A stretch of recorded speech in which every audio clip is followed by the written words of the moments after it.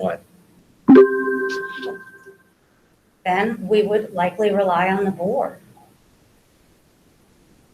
If there were something egregious in the letter that seemed to suggest an independent investigation to ensure that the board had additional facts that we perhaps would look. I can't imagine a scenario in which the agency would suggest that additional facts were needed that the board didn't see were necessary. Mr. Whiting, in your example that you give with the notification letter coming in and the board views it and decides this is not something that we need to summarily suspend, but we feel like there's a potential for a regulatory violation here. Once that determination is made, the complaint itself would fall in line with 307.1, that talks about the department's complaint process. And I misspoke earlier when I told you that the preceding sections of 306A and B were about the complaint processes here. It's actually 307.1 that discusses the jurisdiction of the department and how the complaint process works. So I hope that helped answer your question.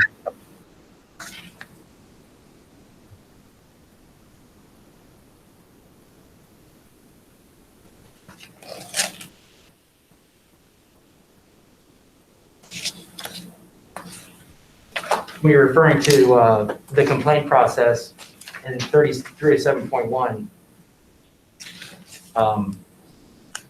and what part of it refers to the complaint process? The D4 complaint process. Give me just 1 second, I'll pull it up.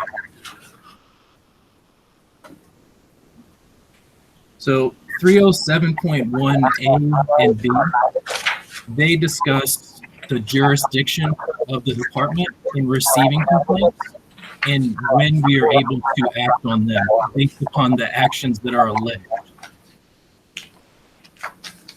Right, but that's, so.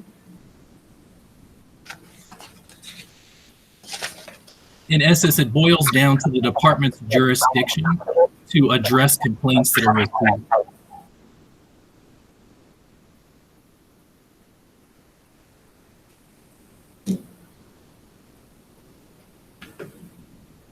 But then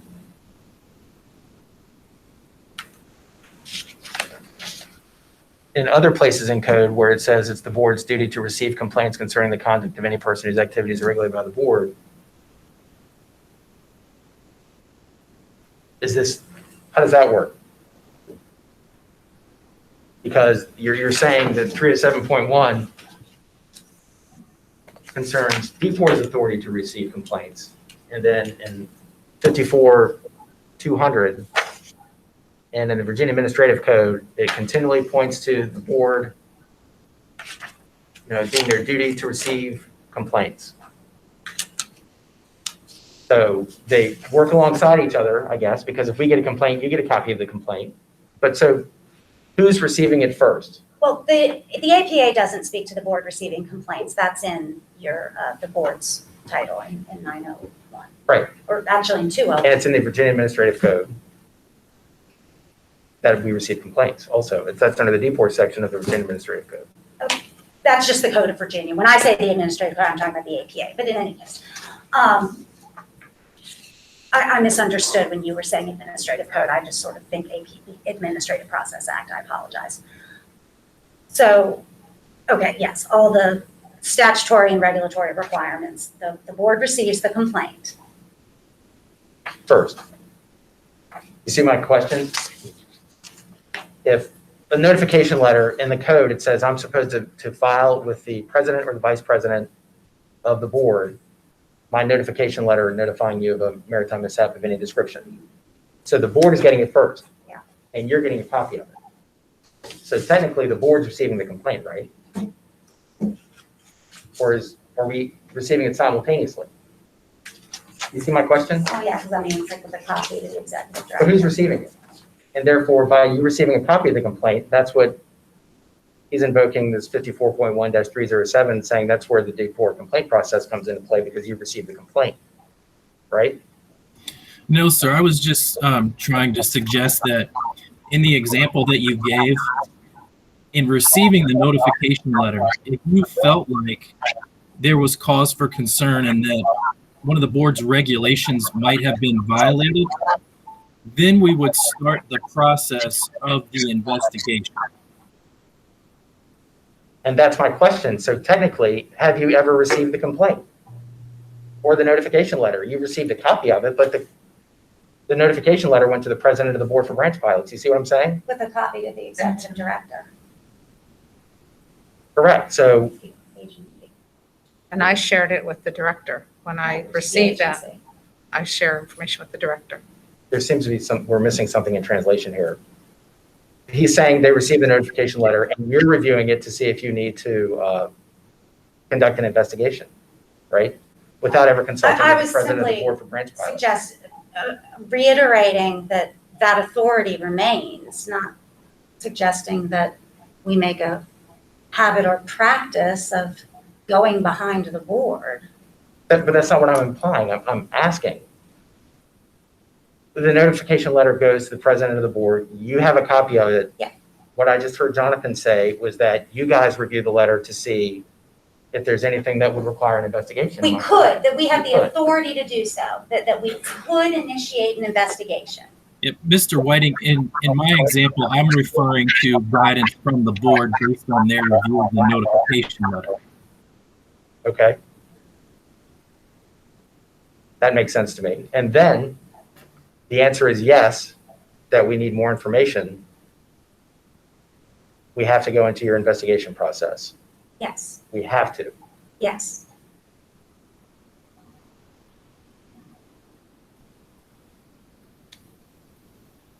Does that make sense to my other esteemed colleagues? I mean, the board doesn't have its own investigators is the problem that we have, is the board for branch pilots has our powers to license, deny, but we don't have an investigative arm, that's what DPOR. If we had an independent investigator on our, I think that would be different, but we don't have, we don't, there's nobody on staff for us to be Even doing if it. you did, you don't have the authority. Right. Now, you could exempt yourselves from the APA with a bill before the legislature when they next go into session. I am not suggesting you do so. I'm not wishing you do so. I'm simply presenting the obstacles and the issues that seem to be at issue. So as you and I discussed back in September, we're trying to get to the same place. Yes. And I guess, again, as I see it, and I think we're there, but I guess this is, if we're going to adopt a formal complaint process, is it possible to write it in there that DPOR will conduct an investigation upon the request, or I don't know, think of a better word, of the board to the In director? consultation with, And that's something else that was in there, consultation proceedings. And in the Administrative Processes Act, it says you can go to informal fact finding or other consultation proceedings. And that was another question I had. What is that? yeah, that's the word they use in the APA. What does that mean? Elizabeth? What is a consultation proceeding? I don't think DPOR uses consultation proceedings, but that would be, I'm not positive what that reference is. Normally, boards or other entities go either to an informal fact-finding conference or a formal conference. The DPOR does not offer formal conferences, but I'm not sure what a consultation provision would be proceeding.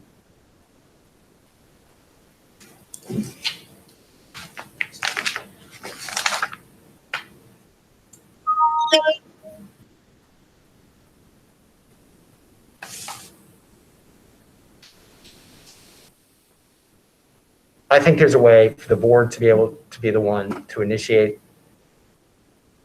and maybe investigation is not the right word, fact collection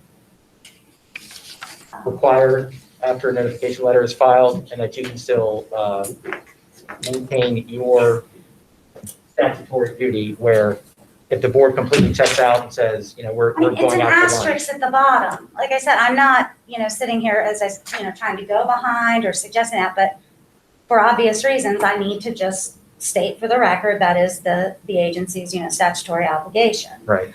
And it's just important to do so. And the other issue at hand is just that as staff, we want to do everything in our power to make sure we're protecting the board. And obviously, we're all just protecting the public. I mean, that's the overarching purpose. Right. And in terms of ensuring compliance with the APA. So, I mean, we all agree that we share the same goal, and I think we can get there. If there is a major incident, and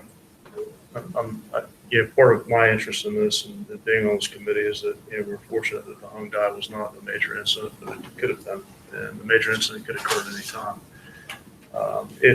If we do run into a situation where there's self-reporting and it's clearly something that needs to be investigated immediately, maybe even not next day, but in the middle of the night. Suspension situation. Yeah, and it's a summary suspension situation. I guess in that situation, and in the past, there had been like 2 board members or expertise from the board was part of the investigation, which would clearly preclude them from a hearing later. Actually, in the past, we didn't have this 2-person committee, and we don't have to. We sort of started down that path, and I think that was our effort to try to address that concern from 2018 about a case being closed. We all just kind of, I think, talked through we don't need the 2-person committee to Yeah, and avoid that. I'm talking about the actual investigation side. Correct. not So the if we complaint don't procedure. have that process, Right. that is less likely to taint anyone because the investigation would proceed. Perhaps a member would need to be consulted for technical review, one, likely a pilot, but not also the board president. And then this board has historically, for the informal fact-finding conference, used both a pilot and a non-pilot member for the informal fact-finding conference, who would not have been consulted during the investigation. So that happens after the investigation. Correct. Then the investigation happens, it comes back to the board says, we need to have an informal fact finding. The board, when it meets in public session, is receiving the recommendation of the informal fact-finding conference. So until that time, there's no participation in the Correct. investigation by a pilot Unless they were consulted in tech review. unless Deepcore decided that they wanted to include a pilot in the investigation. Correct. I guess my concern there is that with that part of the process is that and it's no knock against Deepcore, but the maritime situation, and I think with the hung guy, you're actually very fortunate. I think you had somebody with the Coast Guard experience and maritime background involved in the investigation. But is that, it's very unique, and I think that having, someone from the board or some third party involved in kind of saying that these are the things that the board is going to need in order to, that we focus on. It's not just left to the agency alone. And then, of course, that person will later be, recused from any sitting or participation, which I think would be okay. If it's just one person. That's one thing that concerns me. We talked in the draft about, or briefly, tried to address the issue of if a board member is consulted, that board member, suggesting where to go with the investigation, suggesting, I don't want to say directing, but additional avenues for that investigation, and or I know the board has suggested we have someone on retainer, a maritime consultant for that very, heaven forbid, but situation.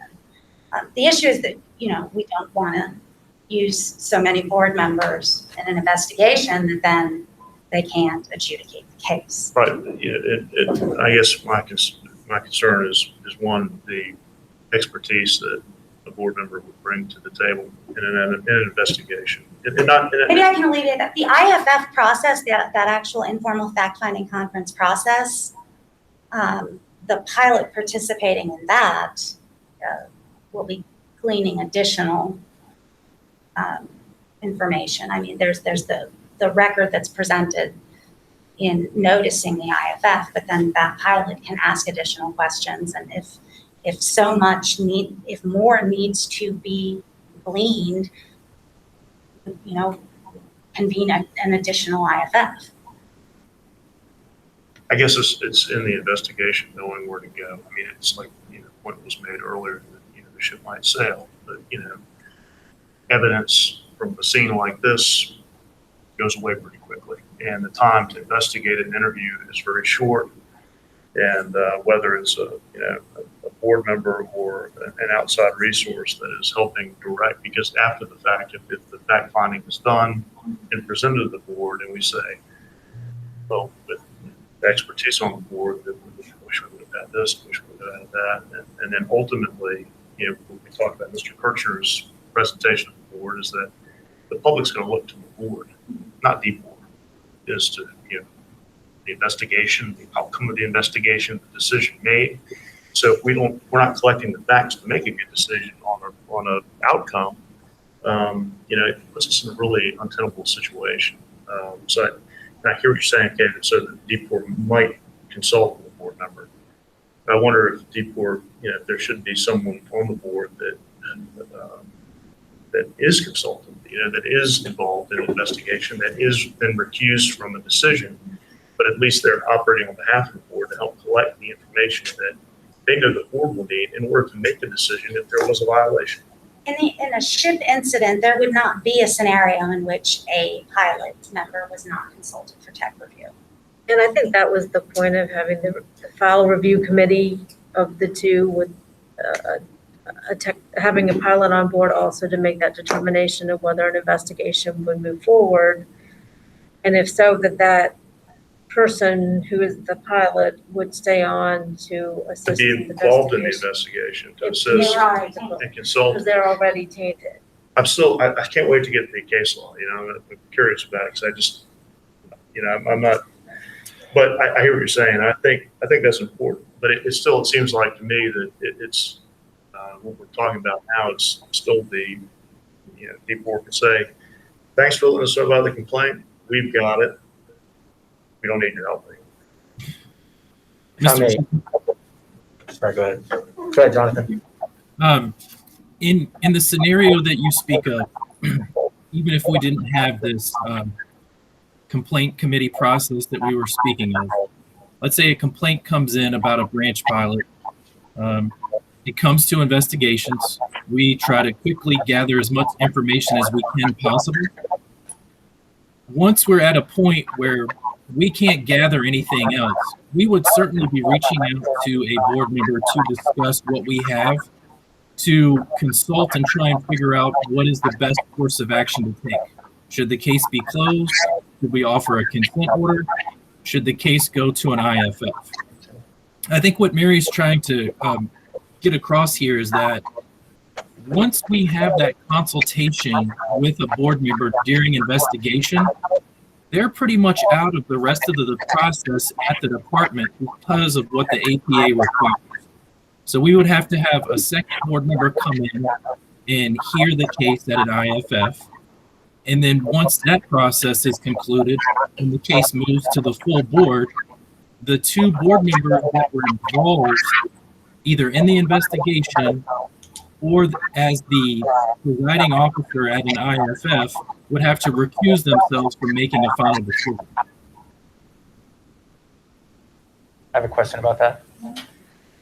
The notification letter that you receive where you determine it, or a complaint that it goes to investigations, or what we talked about with the ship incident, where you send the investigator out to get the information quickly, do you inform the licensee that he's being investigated? Jonathan? So in that scenario, Mr. Whiting, has the board recommended that a complaint and investigation take place? Well, from what I'm hearing, it sounds like if you guys receive a complaint, you go right into investigations, and that's my question, is do you inform the licensee is being investigated? No, they don't go into investigations upon a complaint. That was the whole thing, is that we would determine whether an investigation. The issue is if a complaint wasn't received, like the Hyundai situation, there wasn't an actual complaint and they initiated an investigation. Was the licensee informed that he was being investigated? If there has been any determination to investigate, that means that a formal case is being docketed against the licensee. One of the first things we do at the department once a complaint is docketed against the licensee is send them an allegation letter asking them to respond to the complaint. So they are put on notice. They receive a copy of the complaint and a request to respond within a certain time period. But what if there's no complaint? So A notification letter. there's a notification letter, an incident happened, and there's no complaint that came in, but we want to investigate. Up to this point, these notification letters have not gone to investigations. Correct.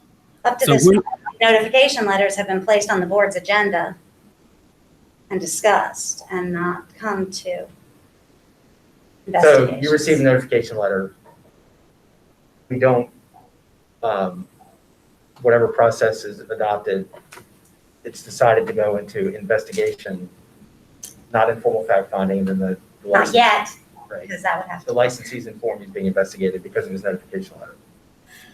Only if the board Have feels like, decided based on the notification letter that an investigation needed to be initiated, yes, then the licensee would be asked to provide whatever additional information the board was seeking. So it just seems to me it's an extra layer, the investigation that would occur, that it's an investigation which is less than a proceeding of an informal fact finding, and that it says in the informal fact finding section of the Administrative Process Act that the board has the ability to go into informal fact finding or some other consultation proceeding. I would like to know what other consultation proceeding means. That, especially with this issue of tainting, and because from what I can see in the Administrative Process Act, that looks to me to be the next step if the board wants more information. It seems to me to be so much simpler that you have the technical expertise of a pilot, you have the, and I see, you could have one person on informal fact finding, or you could have three, if I'm not mistaken. Is Oh, there- we generally just have one, Okay, I mean, so except for this one, you could have a citizen member and a pilot member in this which is informal fact finding consultation proceeding, where that's your technical expertise plus the citizen member to inform the D4 investigator if there's a violation. The issue is that the notice to the respondent of the IFF would necessarily at that point be rather vague. It's completely based on his notification letter. But it would need to cite the potential violations of your regulations. Well, I The think purpose of the IFF is to cite that licensee for what they are on. Yeah, but you don't go to an IFF unless you think Trial that court. No, I understand.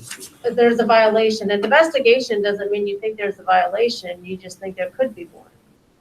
So then the IFF comes after, potentially after an investigation. I'm stuck Yeah, on, I'm that's why I stuck said on talk the about the major procedure. accident in the port in the middle of the night, you know, and how things happen so that evidence is collected Right. and facts are gathered quickly. And if there's so in my mind, it's where there's an investigation, if no incident, no complaint comes in, no incident letter, the investigation shows there was no pilot error, because that's our job, to see if there was any pilot that would be violation of the codes and the statutes for the pilots. If that's the case, I think at that point, we could probably end it, report to the board of this is what the investigation found. But you don't go to an IFF unless you believe that there was something that would rise to board action to suspend or revoke So for an IFF. Discipline in some. Yes. the board receives a notification letter. The board reviews the notification letter. Maybe there's an emergency phone call, or maybe it waits till the next meeting. The board determines they want to collect more facts. And the reason why I think this is written this way is because when this was put into the code, It was intended that it casts a wide net so that, when you're, because piloting ships, it's the disasters are limitless. And therefore, we received the notification letter, the board decides that it wants to get more facts. The board gives the licensee the notice that they're going to be going to informal fact finding. You say that they have to reference. But I don't think The you do potential an violation? IFF, because you don't do an IFF unless you, asking for more facts doesn't mean I think you violated something. You're saying, well, I think I want to find something out, let's investigate. IFF is a lot more serious. You're saying that based on what we have, we think that you violated something in the code or the statute. Which- And so you're going to go and defend yourself. An investigation is something completely different, going, we need more information before we get to an IFF. So that's why you don't go to an IFF unless it's something that's pretty serious that you think that there's been some sort of violation. Okay, so let's say it does appear to the board that this is so significant that we just want to go ahead and skip, like summary suspension. We would go straight to IFF, right? Right, yes, that's why you're going straight to an IFF, because what is there is so clear on its face that there is most likely a violation. Because what I was going to say about if we wanted more information, it would say, if you had to reference what you were violating, it would be paragraph 5 of 18 VAC 45-2040, that after the board has reviewed your notification letter, it appears to be a potential violation of paragraph 5 of negligence or misconduct in performance of your duties. But only if you thought that there was, that you would call an IFF. If you just need some more information to make a determination if there could or could not be, that's totally different. I mean, in my opinion, you don't call an IFF unless you think that there is something out there that would rise to, and not just, we got an incident letter and there might be something here. You don't call an IFF, you say, Jonathan or whoever, we think there might be something here, let's investigate this. And if the investigation shows that there might have been some negligence or error beyond the incident letter, because the incident letter is not going to tell us anything. At that point, I think that's when you call an IFF. If you don't immediately, when you're calling an IFF, you're basically telling somebody we're bringing charges, we're bringing charges against you. And I don't, so an IFF is a lot more serious and you don't go there. I mean, I think that's why I wanted to do the procedure, is that investigations are completely different than an IFF. And you don't go into an IFF unless you're ready to charge a pilot with some serious error that could result in some disciplinary action. Okay, and I would like to say that the incident letters that we've always sent out, I believe, I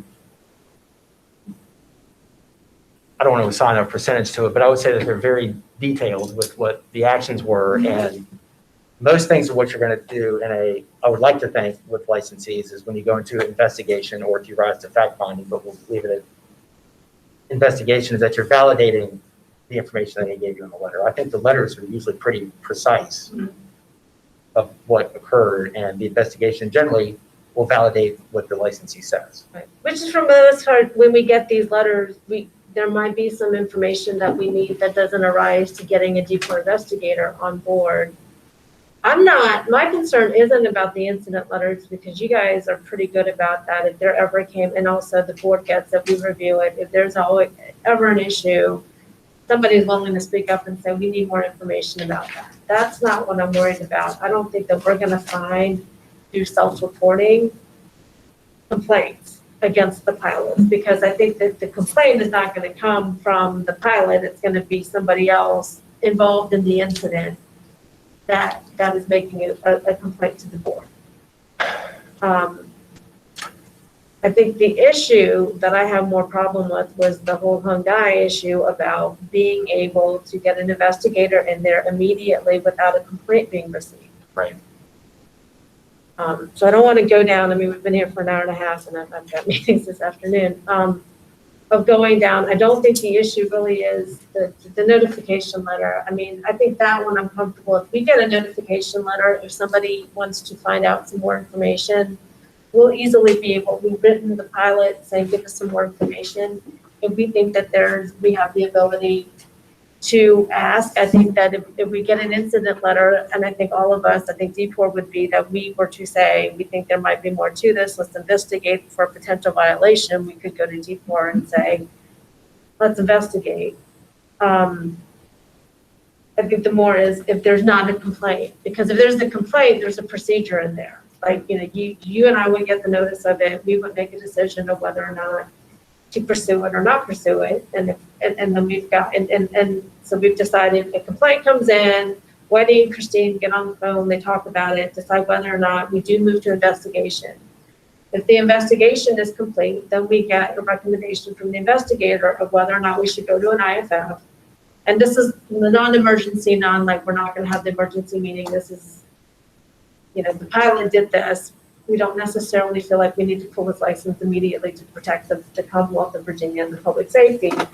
You and I decide whether or not we want to go through an investigation. And this is what I have in my mind is, and then the investigator comes back with the findings. At the same time that the complaint letter comes to us, the board knows we'll get a copy of it. They will know about it. They've all promised they will not just speak about it amongst themselves so that they won't get tainted. Once the investigation is complete, if it goes to an IFF, then obviously we will move to the IFF proceeding because we think that there was a violation of the code that would result in disciplinary action. If the recommendation from the investigator is to close it, I think at that point, then we take it to the full board. If we agree to close it and not move forward, then we take it to the full board and then votes on that. I think I'm comfortable with that also. I mean, I don't like it, the fact that the two people on the board are making a decision that potentially the whole board should be making. The whole board would be making. Okay. You brought it before the board. Okay, and I guess that was the other part of, in case if we decide to close it, we'd still take it to the board still votes on it in case we got it wrong. Which we And discussed they would have the before, whole file before it at that in point. which we discussed before, that if they think that we're wrong, they can, Yeah, they can go, well, I have this whole file before me and I think you guys really missed it. so, I think the problem, so I think that, I'm okay, if a complaint comes in, that's not what I'm worried about. I'm more worried about the collision in the middle of the night. And then I think one of the board members last time got upset that an investigation was called and the board didn't really call it. And I think again, it would be helpful maybe if we went through the process with our board of what investigation actually means. It doesn't mean that we think we did something wrong. It means that there could be something there to also protect the pilot, to make sure that our investigators are coming in and we're not just relying on the other investigators, that we're preserving our evidence. And then what it also means, what an IFF is, because I think, and then what's an inspection, because I don't think our board members necessarily understand. I think they think that if you open an investigation on something that you're accusing the pilot of some sort of wrongdoing, which is not the case. It's just, we need to well, it have, should be called a collection of facts, right? which is an investigation. So, Can I ask a question just for clarification? What was, and I wasn't at the last meeting, what was the harm of DPOR conducting an investigation in that incident? I think that the member felt that there was no complaint that came in.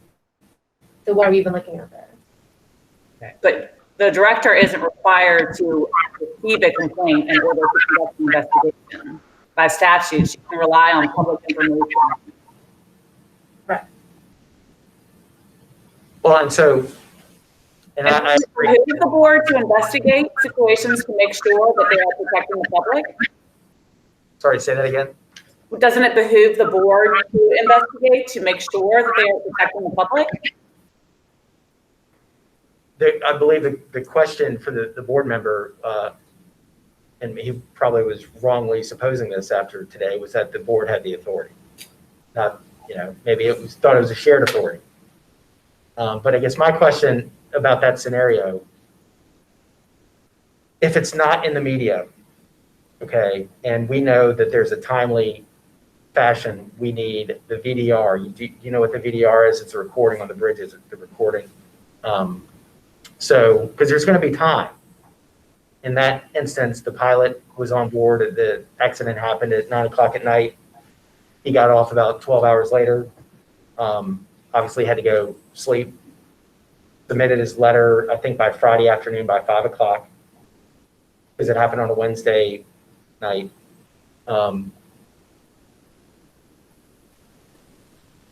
You called the investigation before receiving the notification letter. which is your authority because you saw it in the paper. If Christine and I, because she and I did not talk until Monday after we had the notification letter. If Christine and I decide before we have the notification letter, because I'm going to know about it, it's not going to be on the news, and we know there's a timeliness to this, that we have to have this information, are we permitted, like, how would that work? Because we don't have the ability to call an investigation. We would call you and say, And just say something happened and we need to as a go, board member. and we need to Yes. do And in the fact, investigation. I told Jonathan about the incident to initiate an investigation before the news report. I then forwarded him a copy of the news report, but Kate Yeah, I had think the call forwarded me. came, you called me. I called her right away. I and called then her you called Thursday morning. Kate, and then we called, and I think I talked to you that day also, so. So you were informed by the board. That was Yeah. before you saw it in the newspaper. Yeah, but I did also, oh, here's an article about it too. Okay. Um, But you're permitted to do that even though you don't have the notification letter from the licensee. Yeah. Any public information. And by her asking you to start the investigation, I don't know that she asked me to. I think she was just letting me know that this had happened. but in the future, how would that, like, If I become aware in any way, shape, or form that there was an incident or a right, grounding, that's what I'm saying, is that there are groundings that, like I said, I gave you the example of something that there's no action of the pilot that caused the grounding, I guess. Does that make any But sense? that was in the, but you didn't but find you that don't know out that until you look. until you investigated, to find out that the ships, and if that's the case, that's a very short investigation. But you have to investigate it to find out the ship about. But you have a notification letter that says, I'm inbound in the channel, we lost power, we did not have power for 5 minutes, and then the ship was aground. I get that, but you also have to keep in mind too, that the letter of the pilot is just a piece of the evidence. So I think we have that. You can't, just like we can't take a complaint that's written to be word for word being correct. And that's why we have an investigator to investigate facts, to make sure that it is, to be able to say, well, I looked into this happened, and to back up the letter. But that's why you do need the investigation, and we can't just take testimony. I mean, as much as, we can't just take your testimony based on what the pilot says and said there's no error, because we as a board can't do that. We've got to investigate the facts and not just take an incident letter, like we just can't. That's why we've got investigations to do that. I think and if that happened again, and if that was the case, that's what we would find. It would be a very short-lived case, and the investigation would show that, and there would be no incident and no finding. And then also when we got the incident letter, we'd be able to say, if there was an issue, because what if you had a letter from the pilot that said that, and then there was somebody else, just to get my reasoning. And we got the incident letter from the pilot that said I had done all these things, and it was the error of the people on the bridge, that they didn't listen to my command. But what if we got a letter that rebutted that, saying, no, it was pilot error, and that was I wanted to get somebody to get the facts, because it could easily be he said, she said, based on the testimony, and we want to know, controls, the recording on the bridge. Those are the type of things that we need to be able as a board to get out there, not just, and it's also to protect the pilot.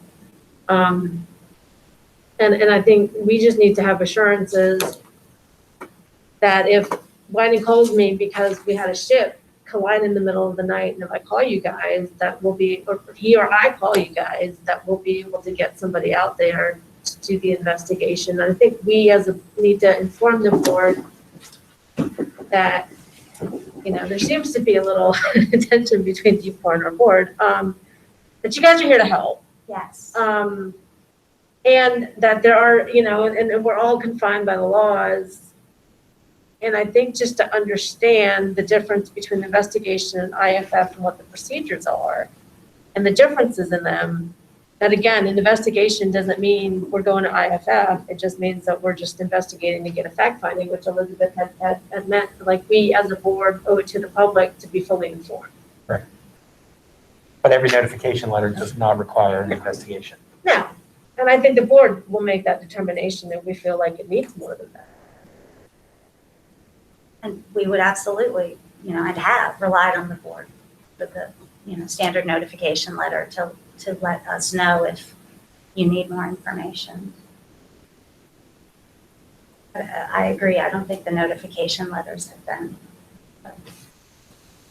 No, because I think if there was any kind of negligence or some sort of violation, it wouldn't be coming through a notification letter. Somebody else would be writing about it. Oh, they could. Right, but again, I'm not suggesting that just because there is the authority that the agency is going behind the notification letters to make sure that they're true. Right. There's no concern there.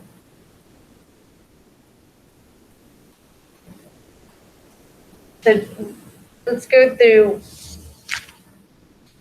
Are we ready to talk about the chart and the procedure, or do we want, I think you want some more information regarding the case law to make sure that we've got this thing clean. The tanning thing, I'm curious about. And I think our board needs to know. I'd like to, and I don't know if I can, I don't think I expressed myself completely.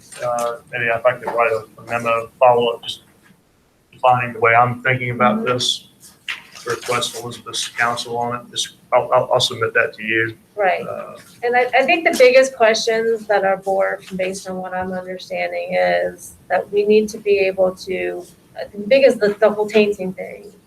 Why can't the whole board decide on whether or not to conduct an investigation? And not disqualifying All of people who are us. just aware of a Right. complaint. Right.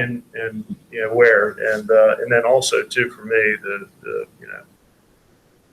the participation of a board member, I guess it would not really be an investigation, but the informal fact. Yes, and why does it to determine that we should investigate paint us from further action? I mean, I get if you're in the IFF, you can't vote later, but like that's just saying. Having knowledge of the complaint, and then, where is the case law? Because again, in Article 4 of the API, I read it several times. I couldn't pick it up. It seemed very specific to hearing officers, not to what we would be doing. Yeah, and it also says that served as an investigator, prosecutor, advocate. I'm not necessarily sure saying that we think we should investigate this is enough to cause it to be one of those. So I think our board needs to know why. I heard that deciding to investigate is a case decision. The case decision is whether or not there's been a potential violation. So yes, what the decision to investigate is whether or not there's a potential violation. The That definition would of be, case decision. so there's okay, I got you.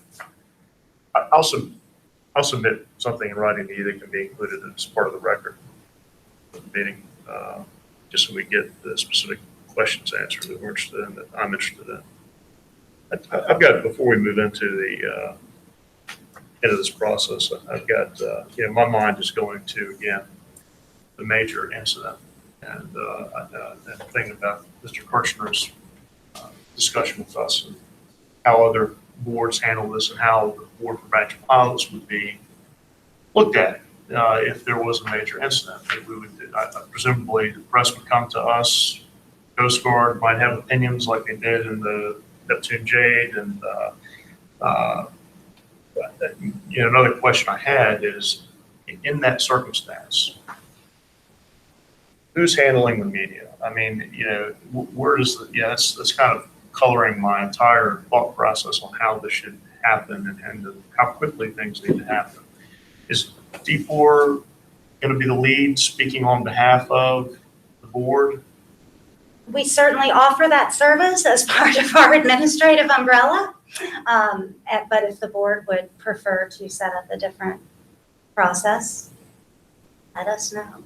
But yes, that is part of, having the umbrella agency that we have. And all of our other boards do that. But of course, we would coordinate any messaging with the president. Sure. To, I guess I was reading this, and I reread Captain Kofer's letter and his counsel that looking at kind of the entire process, not just the but what would you do in a major incident? You know, how would this apply? How would this work? What other things need to be considered, including, you know, the list of of maritime-related incident investigators? Because again, I think our response in the investigation is going to reflect on the board's and its later decision. Of course, I know we can draw on Coast Guard and NTSB's reports and informal fact finding, and but you know, I think it is important that the board have somebody with knowledge that's part of the IFF for the immediate investigation that would occur. I can add something. I would like to, I agree with what you said about the levels from investigation to informal fact finding. I think that's a very positive step. And so that, going back to something we said quite a few minutes ago, but how do we have this process in such a way, and the tainting question is the way we get there, is how we can have that step before the informal fact finding and still be able to maintain as many board members for the final decision and not be down to 4. So I think that's why the tainting is very important. So I think that we need to have that well underhand before we are ready to make a report to the board on that. I agree. So it might not be March before we have a recommendation to the board, and I think we just, I mean, how much notice do we have to give before meeting? We have to publicly notice it at least 5 days in advance. We shoot for 2 weeks. The board meeting is scheduled for March 12th. One question I had related to that, perhaps Elizabeth can answer it, is I read back our previous minutes from the board meetings, and I heard reference of the executive session situation, working sessions. Is there any vehicle through which the board can, or a committee can meet and not have to go through the public announcement part where we sit down and really hash out No. something to present to the board? It has to be a publicly noticed. So there's, meeting. okay, I did see reference to executive session type of scenarios, and I know that, The Other APA has boards- very limited Yeah. scenarios in which you can meet in closed session, and that would not qualify. so if you're subject to the APA, It has nothing to do with the APA. That's just the Freedom of Information Act. It's a that's the public freedom, body. okay, gotcha. So can we call another meeting before the 12th?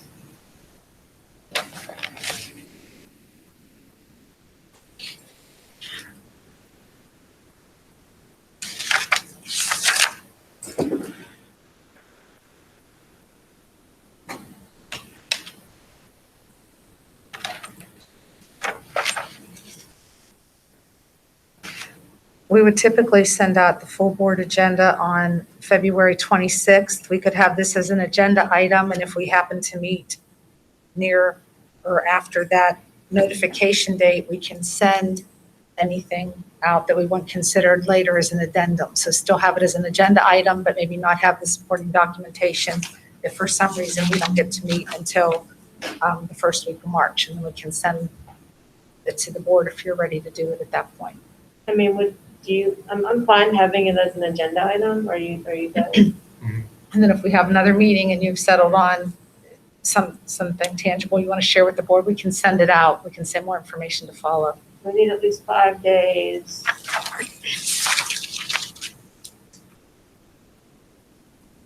Are you suggesting that we meet again before the board meeting? I think that I would like to have some sort of recommendation to them before we go, at least to have a presentation that we've had to discuss these things. This is why we're tainting. This is, to get an explanation about the tainting, get our recommendation as to the procedure down a little bit more. Right. And then that way we can make a recommendation. I think probably the procedure myself, I don't love it, but if it's because of the tainting, we're kind of stuck with the 2-person review committee. And I think that's going to be, and I think it's more of, to be able for us to make a recommendation to the board, and we met as a committee, we went through this is what the law is. these are the procedures, and this is what we came up with as a committee. And if we don't decide it after our next meeting, then I don't think we need to present it. If we are able to by the next meeting, I think that would be helpful. I mean, I think we need to have at least one more meeting and if we don't get it done by then we'll have another one before we make a recommendation to the board. I think we could meet the end of next week, and And Mr. Coleman, you were going to provide, I will. President yeah, Pearsall I with the can letter have that, and- this afternoon, and I guess it also hinges on whether Elizabeth can get a response to us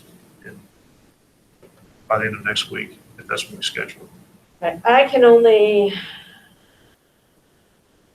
day I can meet the end on Thursday, but it's gonna have to be after noon. Thursday, February 25th. Mary and Elizabeth, Not available that day. you're not available that day. Okay, what Oh, about, that's my son's birthday.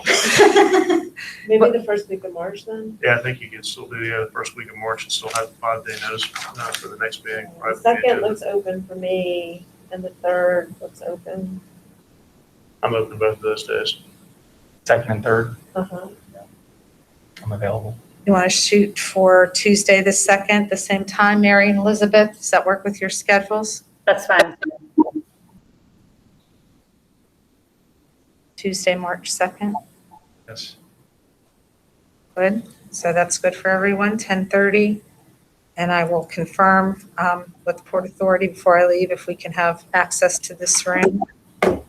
And then you will get me your questions. Elizabeth, in the meantime, will you get that case law? And we can start circulating that too. Sure.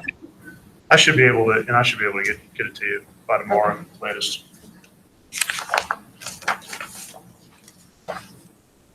And just so we have something to look back to for the next meeting, I'll still include the flow chart and the written text as well.